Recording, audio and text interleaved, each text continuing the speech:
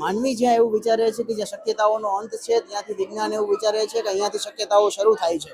આપણે દરેક વખતે એવું વિચારતા હતા કે ચંદ્ર પર જવું શક્ય નથી, ત્યારે વિજ્ઞાને એ પણ સાબિત કરી બતાવ્યું છે. આપણે એવું વિચારતા હતા કે સ્પેસમાં જવું શક્ય નથી, ત્યારે વિજ્ઞાને એ પણ સાબિત કરી બતાવ્યું છે.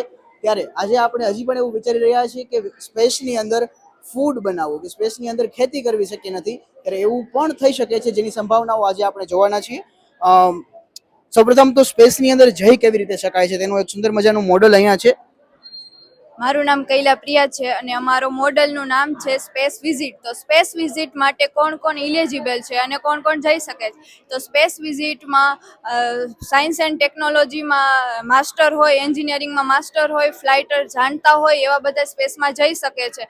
અને તેના માટે તેને પૂર્વ તૈયારીઓ કરવી પડે છે. તો પૂર્વ તૈયારીઓમાં તેઓ શું કરે છે? તો તેના માટે ફિઝિકલ એની મેન્ટેન કરવામાં આવે છે, મેન્ટલી એને પ્રિપેર કરવામાં આવે છે, અને તેને આગળ સ્પેસમાં કંઈ પણ જો પ્રોબ્લેમ આવે તો તેને મેન્ટલી પ્રિપેર અને મેડિકલ ચેકઅપ કરવામાં આવે છે. અને હજી પણ આપણે એવું વિચારતા હોય કે સ્પેસમાં જઈ અને જમવાનું બનાવવું શક્ય નથી, તો એના માટેનો પણ અહીંયા એક સુંદર મજાનો પ્રોજેક્ટ છે. શું કહીશું? આપણે સ્પેસમાં ફૂડ બનાવી ના શકીએ. ઇન ફ્યુચર જો પોસિબલ હોય તો આપણે બનાવી શકીએ. મોસ્ટ ઓફ આપણે સીલ પેક ફૂડ હોય એ લઈ જઈએ છીએ, એને ખાલી રિહાઇડ્રેશન કરવું પડે, હીટિંગ કરીને બનાવી શકીએ.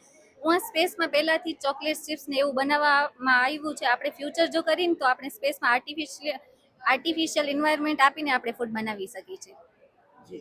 અને આજ સાથે જેને સૌથી જરૂરી માનવામાં આવે છે, જે ખેતી, કે જેના કારણે જે સૌથી માનવ જરૂરિયાતની વસ્તુઓમાંની એક છે, એ ખેતી પણ શું સ્પેસમાં થઈ શકે છે?